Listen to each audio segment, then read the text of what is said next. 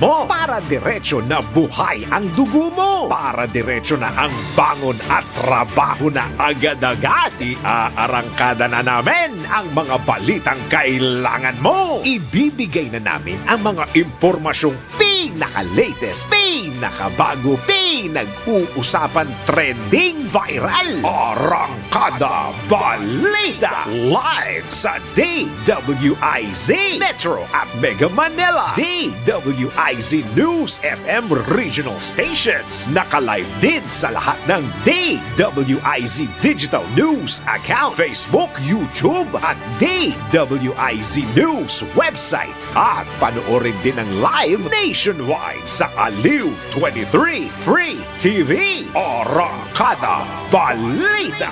Arangkada na sina Drew Nasino at si Ate Juday, Judith Estrada Larino. Gising ang morning mo sa Arangkada Balita.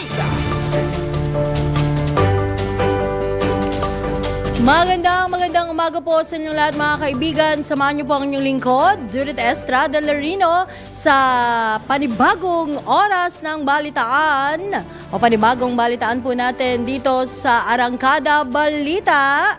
Arangkada Balita. Narito na po ang ating headlines. Ngayon nga ay araw ng Miyerkules, April 17, 2024.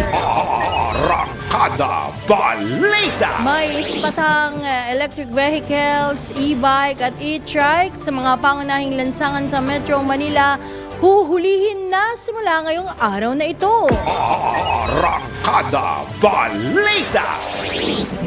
39 pesos na halaga ng kada kilo ng bigas dinumog sa Kadiwa Store. Arangkada Balita. PNP kumpiyansang makakamit ang 100% drug-free Philippines. Arangkada Balita. Sa ibayong dagat, 30 katao patay sa landslide sa Indonesia. Arangkada Balita. Sa balitang mamalakasan, Pinoy athletes na qualified sa Paris Olympics sa sabak sa training sa France. Arangkada Balita. Sa balitang showbiz, sa gender ng second baby ng celebrity couple na sina Dayan Medina at Rodjun Cruz, isinapubliko na. Arangkada Balita. At para naman sa ating viral news, nako, abangan niyo ho ito ha. Video ng batang lalaking naghihintay ng face paint sa isang birthday party umantig sa puso ng netizens. Arangkada Balita. Drew Nasino at si Ate Juday. Arangkada Balita. Magandang umaga po muli sa pangalan nga ni Drew Nasino. Ako pa rin ang inyong lingkod, Judith Estrada Larino, at sa detalye ng ating mga balita. Mahigpit ng ipatutupad ang pagbabawal sa mga electric vehicles, tricycle at bisikleta sa mga pangunahing kalsada sa Metro Manila simula ngayong araw na ito. Ayon kay MMDA Chairman Attorney Romando Ardes, ipinagpaliban ang panguhuli sa unang 2 araw bilang konsiderasyon at para na rin magsilbing information campaign. Kasunod nito ay nagbabala ang MMDA na maaaring umabot sa impoundment o ma-impound kapag nahuli ang mga e-bike at e-trike na hindi rehistrado o walang lisensya. Nilinaw din ng MMDA official na epektibo lamang ang e-vehicle ban sa mga kalsadang lantad, sa traffic congestion o mga lugar na nakasaad sa listahan na una na ring inilabas ng ahensya. Arangkada Balita. Ilang Pilipino naman daw ang apektado sa pagbabawal sa e-bikes at e-trike sa mga pangunahing kalsada sa National Capital Region o Metro Manila. Ito naman po ang giniit ng grupong ATL Mobility PH kung saan binigyang diin ito na may ilan silang nakausap na nababahala at iniisip ang kanilang kabuhayan kaugnay sa nasabing usapin. Ayon kay ALT Mobility PH Director Ira Cruz, may ilang magulang na namang problema kung paano nila ihahatid at susunduin ang kanilang mga anak sa eskwelahan.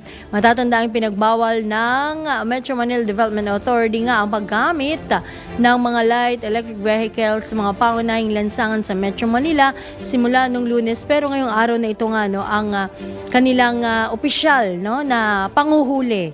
Ayan ha.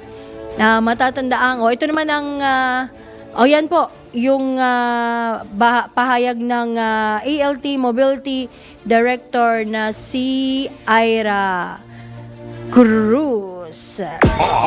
Arangkada Balita! Siguro kung ito yung sinasabi ni Ira, Mr. Cruz, na ng ALT, Mobility PH, ATL, Mobility PH, ang sinasabi paano yung mga maghahatid sa mga pangunahing lansangan. Siguro baka pwede namang may konsiderasyon yun kung tatawid lang naman saglit. Kung kaya lang, ang sabi ho ng MMDA nga dun sa ating unang item, dun sa mga lugar, pangunahing kalsada, mga malalaki yan, ibig sabihin. At yan po ay, kumbaga, magkaka-traffic kasi yung hindi, may traffic congestion na tinatawag, Kaya hindi sila uubra. Kumbaga, wag na kayong dumagdag sa traffic. Kaya lang pagka naman maghahatid ka lang, baka tatawid lang ng bahagya. Kung tatawid ng bahagya, baka may konting konsiderasyon. Pero kung mahaba-haba ang babiyahihin at ito ay mas matipid, talaga namang mas matipid, mas mabilis. Kasi, 'di ba? Medyo makakasingit ng bahagya. Oo, baka pwedeng pagbigyan. Kaya lang delikado nga. Mas mabuti na rin meron tayong mga panuntunan. 'Di ba? Para naman 'yan sa kaligtasan ng lahat. Arangkada Balita!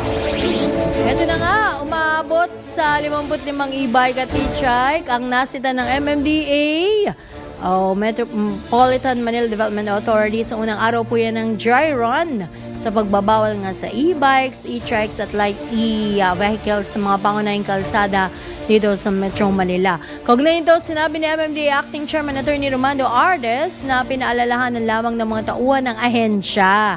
Yan yung binabanggit niyang information campaign, Ang mga nasita bilang bahagi nga ng information drive upang maging pamilyar ang publiko sa nasabing regulasyon. Magsisimulaan niya ngayong araw na ito ang pagpapataw ng 2,000. Hindi lang kayo huhulihin. Ako, titikita na talaga. 2,500 pisong multa. 2,500 po yan, ha? Sa mga mahuhuling, nagmamaneho ng mga nabanggit na sasakyan sa mga pangunahing langsangan dito nga sa NCR. Sakali naman daw pong hindi naman rehistrado o walang maipakitang lisensya, kukumpiskahin at i-impound ang mga nasabing sasakyan. Arangkada Balita! Next, meron na po tayong mga panuntunan, mas mabuti at mas makatwiran na talagang tayo po naman ay sumunod para na rin po sa ating kaligtasan. Simula sa ibang balita sa oras na alas 5:11 ng umaga, 39 pesos na kada kilo po ng bigas sa kadiwa ng Pangulo dinagsa ng mga mamimili. Alamin po natin ang hatid na ulat ni Patrol 30, Jelly Mendez.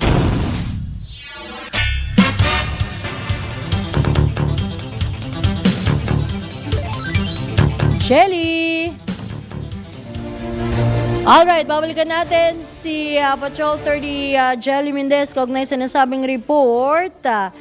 Tungo tayo sa iba pang balita. Makakamit ng PNP, Philippine National Police, ang 100% drug-free Philippines. Ayan, ha? Oo, kumbaga ito ay kanilang target na makamit. Target naman nating lahat yan, syempre. Kaya nga tayo dapat tulong-tulong no? Ito po naman ang determinadong pahayag ni PNP Chief General Romel Francisco Marbil matapos mas sabat ng mga otoridad ang nasa 13.3 billion pesos na halaga ng shabu. Diyan po sa Alitagtag, Batangas. Ayon kay General Marbil, ang nabanggit na tagumpay ay patunay ng pagiging epektibo ng anti-illegal drug operation sa bansa. Mananatili lamang determinado ang bunghanin ng pulisya na alisin ang salot na illegal na droga sa bawat komunidad. Dahil dito, nananawagan po ang PNP ng kooperasyon, yun yung aking binabanggit kanina, syempre, mula po sa publiko upang maisakatuparan ang minimithing drug-free Philippines sa mga susunod na taon. Arangkada Balita!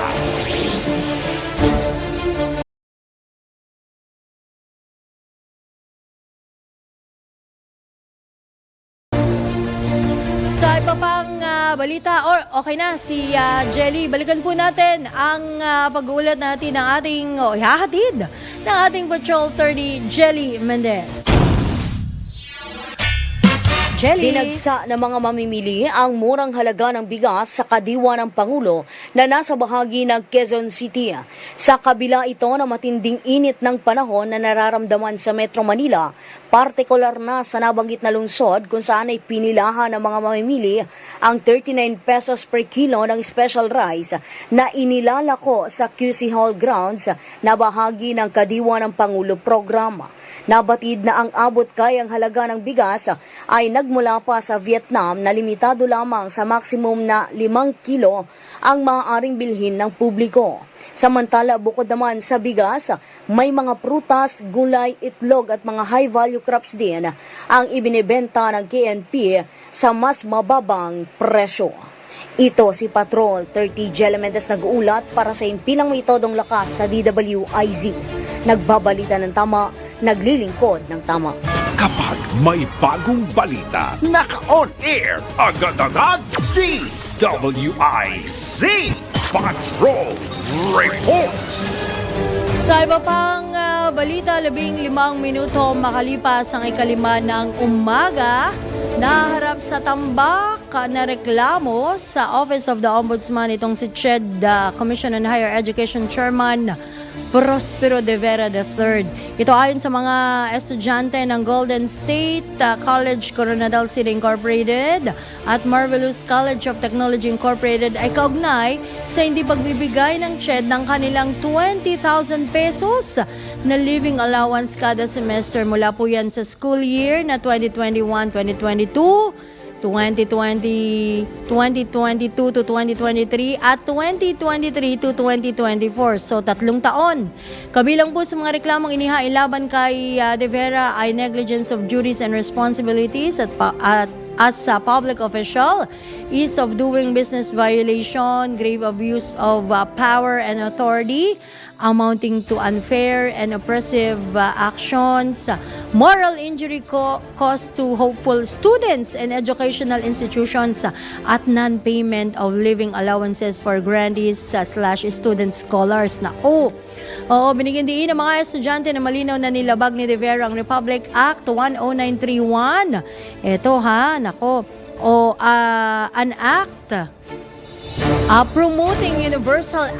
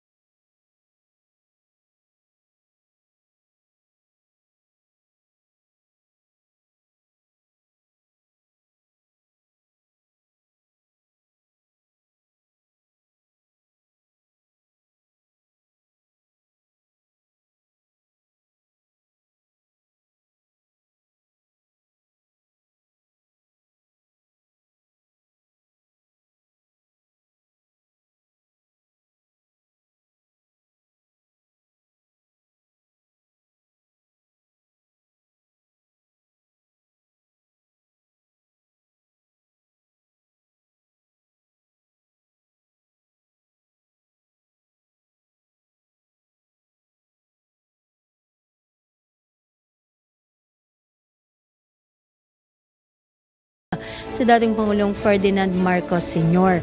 Ayon po kay PBBM, personal na usapin ang batas militar sa kanilang pamilya at hindi niya tungkulin bilang leader ng bansa na humingi ng tawad sa mga nangyari noong martial law. Matatandang nilagdaan nga ng matandang Marcos ang Proclamation number 1081 noong September 21, 1972 na nagdedeklara ng batas militar sa buong Pilipinas. Arangkada Balita! Kumpiyansa naman ang Pangulong Ferdinand Bongbong Marcos Jr. na tutuparin ng Estados Unidos o tutupad ang Estados Unidos sa mga kasunduan kahit pa sino ang maupong Pangulo ng Amerika. Ito naman ay matapos si anunsyo na magtatapatan muli sa pagkapangulo itong sina US President Joe Biden at Donald Trump sa darating na eleksyon dyan sa Amerika sa Nobyembre. Ayon po kay Pangulong Marcos, kung muling mahahalal si President Biden ay mananatili ang posisyon ng US sa Pilipinas batay sa kanila namang napagkasundoan. Subalit, kung mananalo naman na anya o babalik itong si Donald Trump bilang Pangulo ng Amerika, inaasahan na nito ang mga pagbabago sa patakaran. Sa katunayan, positibo po itong si Pangulong Marcos na mas matimbang sa politika ang mga naselyuhang kasunduan ng bansa sa Amerika kaya't inaasahang tutuparin pa rin ito ng Amerika. Arangkada Balita! Tuloy-tuloy tayo sa ating balitaan. 20 minuto makalipas ang 5 ng umaga. Kuha muna tayo ng report mula sa ating DWIZ Batros. Ang COMELEC daw pinag-aaralan na kung aalisin ang barangay certification bilang requirement o isa sa mga requirements para sa voters registration. Alamin po natin ang detalye sa ulat na ito ni Patrol 5, Aya Yupanco. Patrol 5! Pinag-aaralan na ng Commission on Elections o COMELEC kung aalisin na yung barangay certification bilang requirement para sa voter registration. Ayon kay COMELEC Chairman George Erwin Garcia, dahil ito sa pagtatangka ng ilang individual na magparehistro maski wala pa sa voting age. Pero sinabi ni Garcia na baka mahirapan lang ang ilang Pinoy, lalo na ang mahihirap dahil sa kawalan ng ibang pagkakakilanlan o government-issued ID. Tatagal ang voter registration ng COMELEC hanggang Setyembre 30 ngayong taon. It is but number 5. Ayuyupan ko para sa implemento ng lakas. DWIC. Nagbabalita ng tama, naglilingkod ng tama. Kapag may bagong balita, naka-on air, agad-agad, DWIC Patrol Report! Sa ibang balita pa rin, Mia, pinuri ang matapat na airport porter na nagsoli ng magkano nga ba yun? Alright, okay na, ready na. Si Patrol 45, alamin natin ang mga detalye sa ulat na yan ni Patrol 45, Raul Esperas. Patrol 45.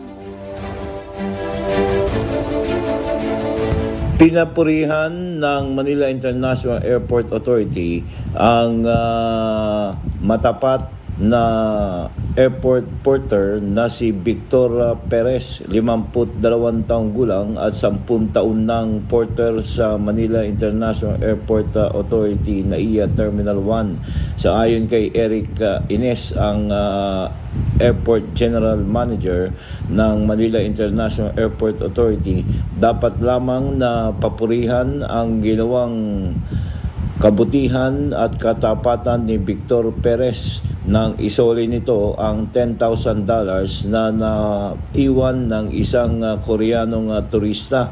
Gayunpaman, sinabi ni Airport General Manager Eric Ines na sa flag raising ceremony ng Manila International Airport Authority ay formal na bibigyan ng komendasyon si Victor Perez, ang matapat na airport porter na nagsoli ng $10,000 buhat sa isang pasaherong dumating sa NAIA Terminal 1. Raul Esperas, Patrol 45, nagbabalita ng tama, naglilingkod ng tama sa impilang may todo lakas, DWIC.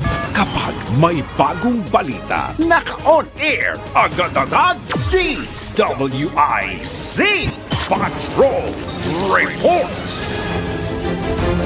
Yan ako, Kuya Victor Perez. Mabuhay ka at sana ay dumami pa ang lahi mo. Samantala mga kaibigan, sa iba pa mga balita, ibinida ni Pangulong Ferdinand Bongbong Marcos Jr. ang nasabat na 13.3 billion pesos na halaga ng illegal drugs dyan sa Alitagtag, Batangas na siyang pinakamalaking huli ng droga o illegal na droga dito sa bansa. Matapos nga pong sinagawang inspeksyon dyan sa barangay Pinagkrusan, sinabi ni Pangulong Marcos na nasa 1.8 tonelada o tons ang bigat ng pinagbabawal na droga. O binabanggit natin halos 2 tonelada po ang bigat ng pinagbabawal na droga na nasabat mula nga sa isang drug suspect habang sakay ng isang silver van na dumaan sa isang checkpoint. Ayon sa Pangulo, hindi po titigil ang pamahalaan hanggat hindi nasusupil ang mga sindikato ng illegal na droga. Nilinaw naman ng Pangulo na hindi magbabago ang strategy ng gobyerno sa war on drugs. Binigyan din ba ni PBBM na walang tigil ang operasyon at intelligence gathering ng mga alagad ng batas dahil ito anya ang susi para malansag ang mga sindikato at mapahinto ang kalakalan ng illegal na droga sa bansa. Arangkada Balita. Magbabalik po mga kaibigan ng ilang pa sa mga mainit at malalaking mga balita dito sa Wednesday edition ng ating programang Arangkada Balita. Makalipas lamang po yan ng ilang paalalatang oras. Sa 5:25 na ng umaga. Arangkada Balita. Balik tayo mga kaibigan sa ikalawang bugso ng ating balitaan dito sa Arangkada Balita ngayong araw ng Miyerkules, April 17, 2024. At nasa linya po natin ang Public Relations Head ng Meralco. Nako! Oo, may mga kumikislap-kislap pa rin dyan kahit na hindi Pasko ha. Oo, alamin po natin ang kuha tayo ng mga detalye. Nasa linya nga po natin si Miss Claire Feliciano. Miss Claire, good morning! Good morning, Miss Judith, at sa lahat po ng nakasubaybay sa atin ngayong umaga. Opo, kayo po ba'y nag-almusal na ma'am? Kamusta kayo ngayong umaga? Ako okay naman po, pero ito, nakabantay po tayo kung ano ba yung magiging power situation natin ngayong araw pagkatapos nung naranasan nating yellow at red alerts kahapon po. Yes, oo nga, yun nga ang aming pakay talaga. Well, syempre ngayon, lalo na ngayon ma'am, di ba ang init-init? Ang init, kumbaga kailangan mo na lang talaga kuryente para mapagana kung ano man yung meron ka para ma-refresh ka ngayong tag-init pa, no? Lalo na. Kamusta naman ho ba yung supply natin ng kuryente? Ninipis ba o ano bang mangyayari? Sabi nyo nga kanina, magbabantay kayo ngayong, habang kayo huy nagbabantay, lalo na ngayong araw na ito. Opo, no? So kung matatandaan ninyo, kahapon nga nagkaroon tayo ng medyo ilang mga challenges dito sa ating Yes. power supply, no? So yung red alert na idineklara ng National Grid Corporation of the Philippines na Opo. 2 to 4 p.m. Na-extend pa yan, ma'am, no? So from 4 p.m. to 11 p.m. So hanggang halos sa ating gabi-kagabi ay naka-red alert po tayo. Talagang nakatutok tayo. Tinitingnan natin kung kakailanganin pa nating magpatupad ng mga manual load dropping. But thankfully naman po, naitawid naman po natin, no? Hindi po natin kinailangan magpatupad ng malawakang rotating power interruptions kahapon despite that challenge. Although sa ngayon po, wala pa po tayong natatanggap na indikasyon mula sa National Grid Corporation of the Philippines. Sinaantay po natin yan, pero nakatutok po tayo, nakabanta, at nakikipag-coordinate po tayo sa ating mga stakeholders. Although I also think yesterday, ang Department of Energy na mismo rin ang nagsabi na merong posibilidad na magkaroon tayo ng challenge ulit today sa power supply. Oo. Dahil nga, syempre, kahapon po kasi ang nangyari ay hindi po naging sapat yung supply natin, no, to meet yung demand and yung required reserves natin. And then, kaya nagkaroon po tayo ng red alert. And ngayon po, syempre, kailangan may pumasok na supply. para bumuti yung sitwasyon. So, kailangan po nating abangan. We have to wait for the official declaration of NGCP kung ano ba yung magiging sitwasyon ngayong araw. Nonetheless, kami po sa Meralco, makakaasa kayo, babantayan natin yan. And kung ano man yung mga kailangan natin ipatupad, handa naman kami na gawin yan ngayong araw na ito. Katulad ng ginawa natin kahapon para syempre, ang gusto pa rin natin ay magkaroon pa rin ng tuloy-tuloy at maaasahang serbisyo ng kuryente ang ating mga customers. Of course. And oo. syempre, dahil nga sinasabi ninyo po, panahon ng tag-init at damang-dama po natin Yes, ang lahat, oo. we want din syempre na handa naman po tayo na suportahan yung mga pangangailangan ng ating mga customers. At least ma'am, kumbaga on track kayo dun sa inyong monitoring, no, sa magiging anunsyo po ng NGCP. Pero aside from rotating brownouts na nai-schedule na, sana nga wala, kagaya ng binanggit nyo, hindi kayo nakapag, hindi nyo na gawa yun, ano, na okay din naman because nakabantay talaga kayo. Ano ba yung iba pang paraan ho ba para, kumbaga, matiyak naman natin na merong stable na kuryente, or kung magkakaroon man ng bahagyang aberya o whatever you call it, no, na hindi sapat yung magiging supply ng kuryente, ano po yung mga ikinakasapo nating mga hakbangin pa para hindi naman ho ganun mahirapan yung ating mga customers, no, especially ng Meralco, ma'am? Opo, kagaya ng nangyari kahapon, actually, yung 2 to 4 p.m., nakahanda na nga kami. Actually, nag-release pa nga kami ng paunang abiso na ito yung maaari maging schedule kung magkakaroon man tayo ng manual load dropping yung tawag natin dito o rotating power interruptions. Opo. Pero ang nangyari po dyan, so by the time na nagdeklara ang NGCP ng yellow at red alerts, activate po kaagad kami nung tinatawag natin na interruptible load program, kung saan yung mga big load customers ng Meralco, kagaya po yan ng mga shopping malls, meron din po mga industrial customers, meron din mga hotel na tinawagan namin na kung maaari po ay gumamit muna sila ng kanilang sariling generator sets kasi usually meron po sila mga generator Yes. sets, diba? Oo. So kung maaari, gamitin na lang kanilang generator sets and wag muna silang kumuha ng supply mula sa atin. So that way, kapag ganun po, yung demand kahit papaano mai-ease natin, no? So thankfully, napaka-responsive po at napakalaking tulong po niyan yesterday kasi yung 2 to 4 p.m. po na yan, nakakuha po tayo ng deloading commitment, actual deloaded capacity na nasa 300 megawatts mula sa ating mga customers. Kaya nagpapasalamat po talaga kami sa kanila dahil sa tulong nila ay hindi natin kinailangan yung ipatupad yung nakahanda nating power interruptions. So and then right after that po, so yun, katulad ng sinabi ko, 2 to 4 p.m. Thankfully, wala tayong power interruptions.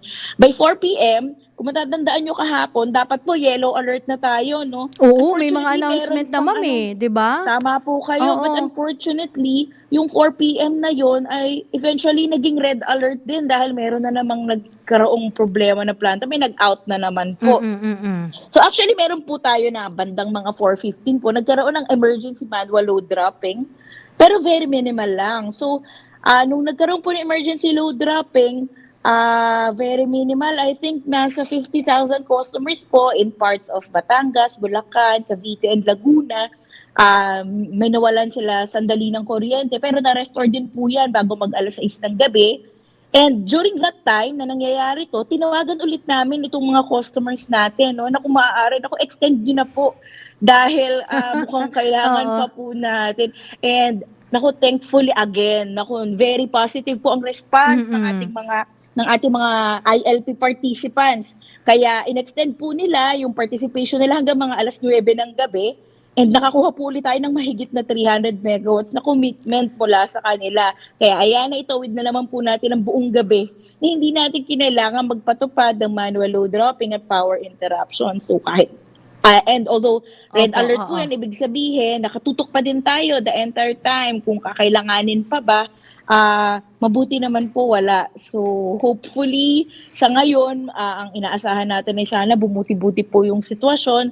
But kung kakailanganin, ito po kami, pagka-anunsyo ng NGCP ay malanawagan ulit kami, tatawagan ulit namin itong mga customers na ito kung maaari po makikiusap kami na again, gamitin muna nila yung sarili nilang mga generator sets para ma-ease yung demand sa grid, and of course, ma-spare naman ulit ang ating mga iba pang customers mula sa mga rotating power interruption.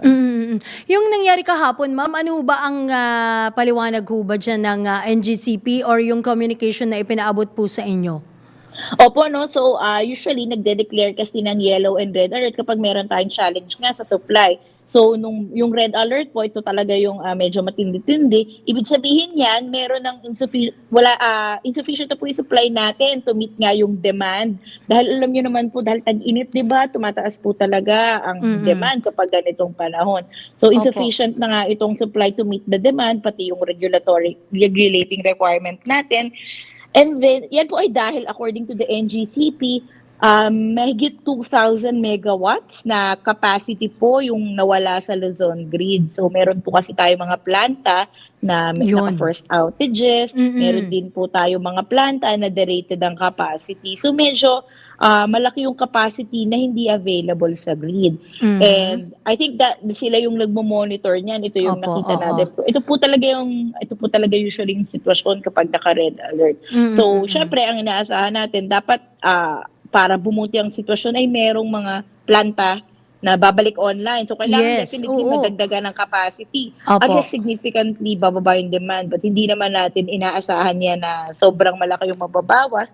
But nonetheless, again po, we will be monitoring the situation, and kung ano man yung magiging declaration official advisory ng NGCP ngayon, we will let you know po. We will also let our customers agad-agad para kami din, yung iba pa nating customers ay masabihan para mananawagan na naman tayo in the spirit of bayanihan and malasakit na maghanda tayo sa para maiwasan natin dapat lang talaga, no?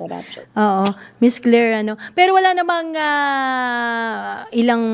may mga nag-shutdown ba na planta? O kumbaga hindi naman nag-shutdown, bumaba lang yung production niya ng kuryente. Actually, meron po talaga tayong, I think the NGCP yesterday said na meron po talaga tayong mga planta na nakaschedule usually, pero meron din po hindi siya nakaschedule, no? So, kung ano yung itong mga plantang ito, I think it's better na kay NGCP na po manggaling. Right, so, ano na po yan, lahat po yan naka-apekto yung forced outages at saka yung mga nabawasang production ng mga planta, naka-apekto yan dun sa nawalang capacity sa Luzon grid. I was just talking about the Luzon grid po, no? But I think meron din tayong alert na yellow alert sa Visayas grid yesterday. Opo. Pero, and yung Luzon grid po, I'm just also talking about the Meralco in particular, kung ano naging epekto, no? Kasi meron po yung iba mga areas sa Luzon na hindi naman po Meralco ang may hawak. Right. And yesterday, yung nanonood ako ng balita, I think meron pa din pong mga ilang probinsya din na nakaranas din ng power interruption. So in terms, basta yung sa Meralco po, yung sa atin po, yun nga, nagkaroon man, very minimal at sandali lang po yan. And ibalik, again, thankfully, because of the help of our mga large load customers. At sana kung magkakaroon man ng ganyang sitwasyon sa mga susunod na araw, panahon, no, minimal lang din naman. Anyway, ito nga yung sitwasyon. Ma'am, last na. Ano bang magiging sitwasyon na nakikita nyo? Sabi nyo ngayong araw, day-to-day basis yung pagbabantayin nyo ba? Ngayong araw magbabantay pa rin kayo? Ano magiging sitwasyon? Siyempre, yun ang tatanungin ng taong bayan, no? Sitwasyon po sa mga susunod na araw, lalo na pa weekend, di ba? Family bonding, etc., no? Sa kabila ho ng mainit na panahon, ano ho bang makakuha nating assurance ba sa Meralco mula po sa inyong kumpanya, ma'am? Opo, ang assurance ng Meralco, kami po ay nakatutok at magiging handa kami na rumisponde kung ano man yung magiging sitwasyon natin. We will be monitoring this and we will be coordinating with the relevant energy industry stakeholders to manage natin ang situation and ma-minimize ang impact kung meron man. And again, hindi po natin masasabi kung ano yung magiging actual. Antayin natin yan talaga kung ano yung magiging advisory na ibibigay ng NGCP. But as soon as we have it, ay i-anunsyo po natin yan kaagad.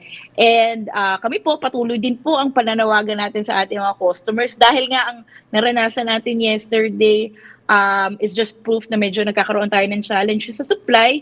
And our big load customers already help no to manage by using their own generator sets. Tayo naman po sa ating mga tahanan, meron din naman po tayong pwedeng magawa yung sa pag-manage ng ating demand, no? Ay yung katulad ng mga typical na mga simple at madaling sundin na mga energy conservation and efficiency measures na talagang ipinopromote natin dahil simple man ang mga ito, pag pinagsama-sama, ay makakatulong po yan to overall manage the demand. And Ayun, para po sa mga practical na tips na maaari ninyong sundin, madali lang po yung mga yan, kayang-kaya nating sundin, ay maaari po kayong magtungo sa aming website sa www.meralco.ph. And meron din po kami mga tips na pinupost sa aming official social media channel sa Facebook at sa X, yung dating Twitter. Ayun, ako.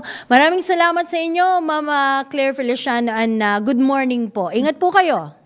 Thank you po sa inyo at magandang umaga po sa inyong lahat. Happy Wednesday po sa inyo. Yan po mga kaibigan, si Binibining Claire Feliciano nga ang Public Relations Head ng Meralco. Arangkada Balita! Tayo po ay magbabalik sa iba pang mga balita dito sa Arangkada Balita. Makalibas naman po yan ng ilang paalala at ang oras, alas 5:47 na ng umaga.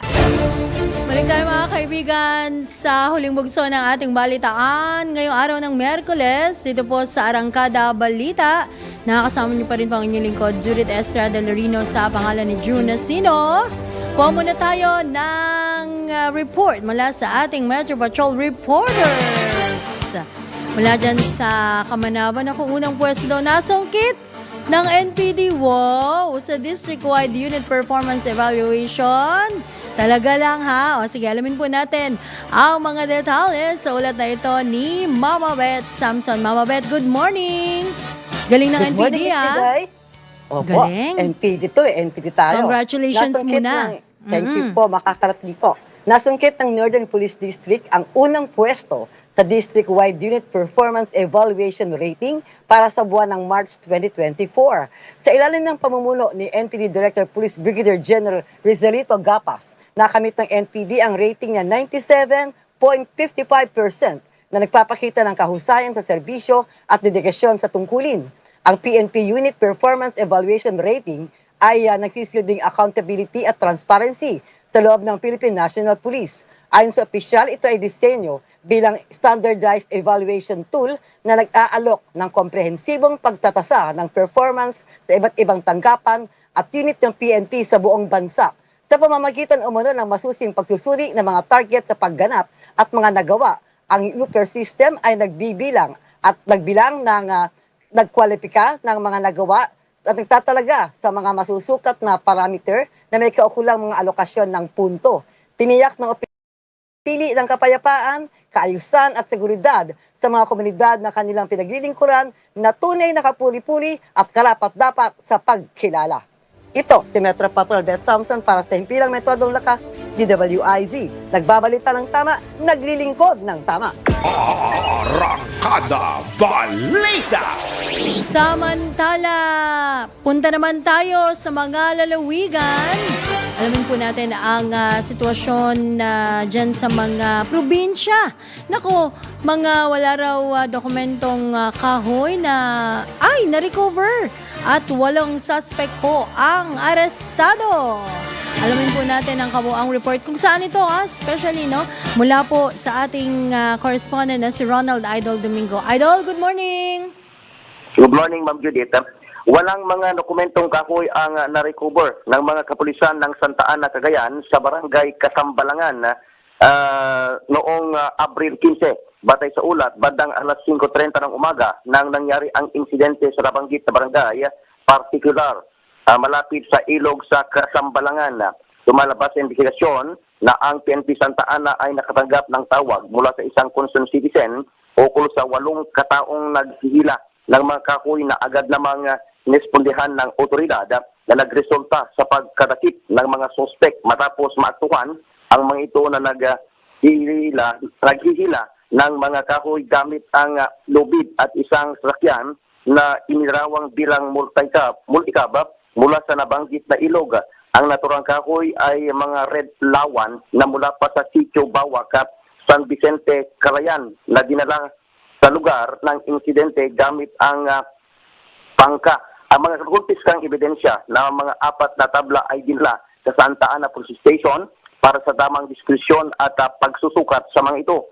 Ayon sa sumukat na kinatawan mula sa Department of Environment and Natural Resources Office, Apari, Cagayan, ang na-recover na mga kahoy ay nasa 330 board feet na nagkakalga ito ng 23,800 pesos.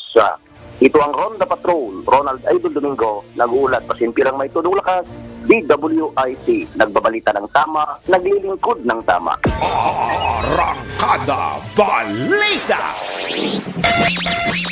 DWIZ Flash Report! Alright, nako, kaugnay po niyan ng face-to-face classes daw po sa mga pampubliko at pribadong paaralan. Makinig po ha, sa lahat po ng antas ng dyan sa Pasay City ay suspendido po ngayong araw na ito dahil sa mainit na panahon. So, kanselado face-to-face classes, online learning din siguro, no? Online classes ang mangyayari dyan sa lahat po ng antas ng klase dyan sa Pasay City. Ayan. Sa ibang lugar ho, kanya-kanya yata sa Maynila. Sa lungsod ho ng Maynila ay depende po naman yan sa school administrators, no? Oo, wala pa namang, dun sa pampubliko, wala rin namang abiso pa ng mga paaralan, no? Pampublikong paaralan. Alright, habol natin itong isang report mula dyan sa Calawar Zone. Kuya Arman Cambe, anong latest dyan?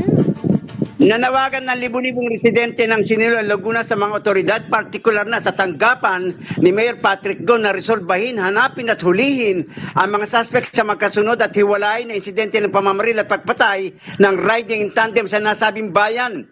Ayon sa panawagan, nababahala na umano ang mga mamamayan ng Siniluan, lalo na mga estudyante, manggagawa at mga senior citizen, na baka sila naman ang susunod na biktimahin ng riding tandem na hanggang sa ngayon ay hindi pa rin nahuli.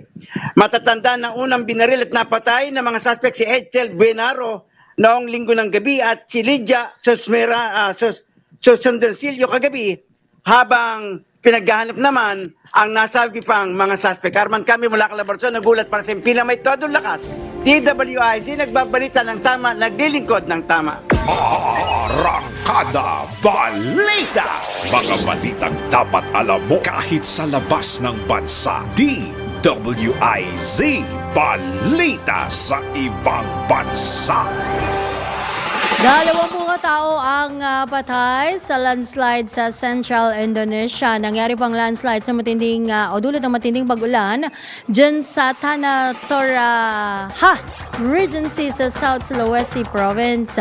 Kaugnay nito, natagpuan na rin ng mga rescuer ang mga labi ng 3 taong gulang na bata at 43 taong gulang nitong ina na natitirang nawawala matapos nga po ang nasabing insidente. Dahil dito, inanunsyo ni Local Search and Rescue Agency Head Miss Sanus Becabel na itinigil na nila ang search and rescue operations sa naturang landslide incident. Sa mundo ng palakasan, ang latest malalaman sa DWIZ Sports News. Nakatakdang sumabak sa isang buwang training camp dyan sa Mertz, France. Ang mga Pilipinong atletang pasok nag-qualify sa 2024 Paris Olympics. Ito naman ayon sa POC o Philippine Olympic Committee kung saan 65 euros o halos 4,000 piso kada araw ang budget na nakalaan po sa bawat atleta at malaking bahagi ng pondong gagamitin ay binayaran na ng gobyerno ng METS. Ang galing naman. Sa ngayon, 13 atleta na ang kwalipikadong sumabak sa prestigious Olympic event. Kabilang na ang pole vaulter na si EJ Obiena, ang boxer na si Yumir Marshall at ang gymnast na si Carlos Yulo.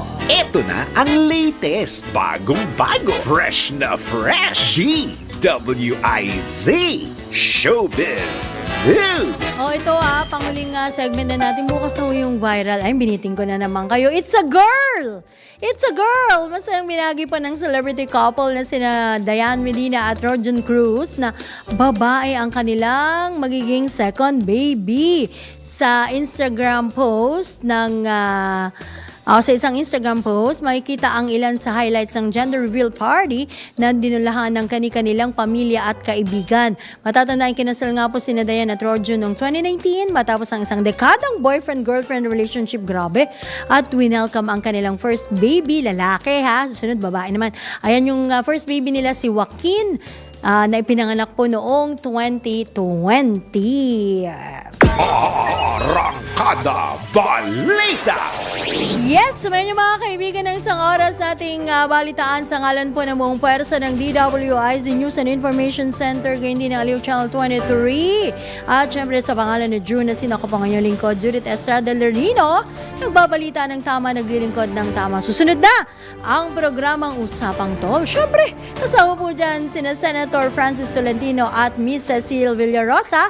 At pagkatapos po niyan, ang panibagong bugso ng balitaan na naman. Mga latest po, pinakamalaking mga balita, ihatid po ni John Ibanez sa Pasada Balita. Ingat po tayong lahat. Bye! Para diretso na alive ang umaga mo. Para diretso na buhay ang dugo mo. Para diretso na ang bangon at trabaho na agad-agad. Iarangkada na namin ang mga balitang kailangan mo. Ibibigay na namin ang mga impormasyong pinaka-latest, pinakabago, pinag-uusapan, trending, viral. Arangkada Balita. Live sa DWIZ Metro at Mega Manila. DWIZ News FM regional stations. Naka-live din sa lahat ng DWIZ Digital News account, Facebook, YouTube at DWIZ News website. At panoorin din ang live nationwide sa Aliw